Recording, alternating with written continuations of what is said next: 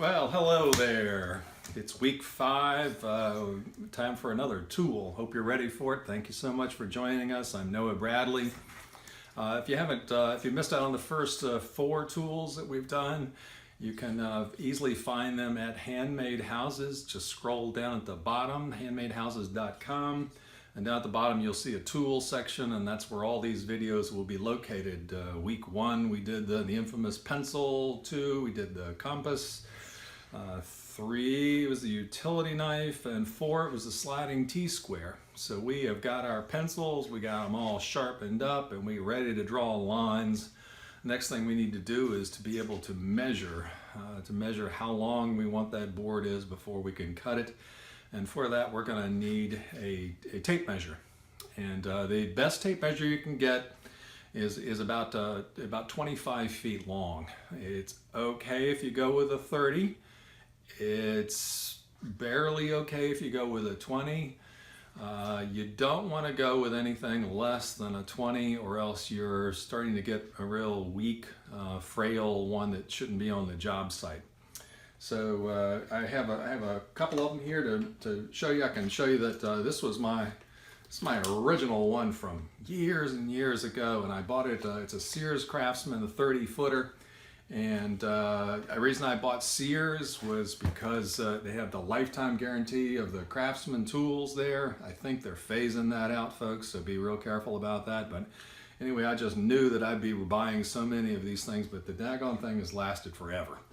But and so I don't even use it anymore, just because it's kind of a museum piece and it goes back so far with me. But anyway, it's a fine tape measure. But the problem with this tape measure has always been is that it's almost an industry standard for Stanley. If there's one company that's got the tape measure world locked up, it's Stanley. And that if you got a guy up on the roof and he's shouting a measurement to you and he says such and such, you can almost guarantee he's using a Stanley. And if you're down on the ground cutting the board for him, you want the measurements to be exact. And sometimes there's a little bit of variation between one tape measure and another, or one company and another. I know they're supposed to be standardized, but there's a difference.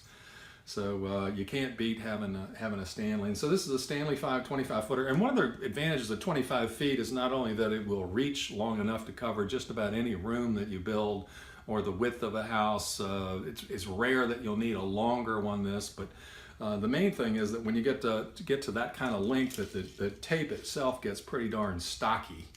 And that is that a 10-footer, by the time you get it up a couple of feet, it'll just fall right over. And whereas with this, I forgot what it is, I can generally get 10 to 12 feet easily. I can shoot it straight up to the ceiling here in my shop, or I can shoot it over to the extra wall and everything else without it dragging across the floor or whatever else. So that's the whole point of that. So anyway, that's it. So we're up to another $10. We're probably up to maybe $25 now that in all of our tools after 5 weeks of tool gathering. I hope you're keeping up, because eventually we're going to get into some of the more expensive stuff. And if you buy 1 tool a week, it's fun. You get to experiment with it. You get to go to the store and do a little tool shopping. Life is good. Okay, well, look forward to seeing you next week for tool number 6. Thank you much. Bye now.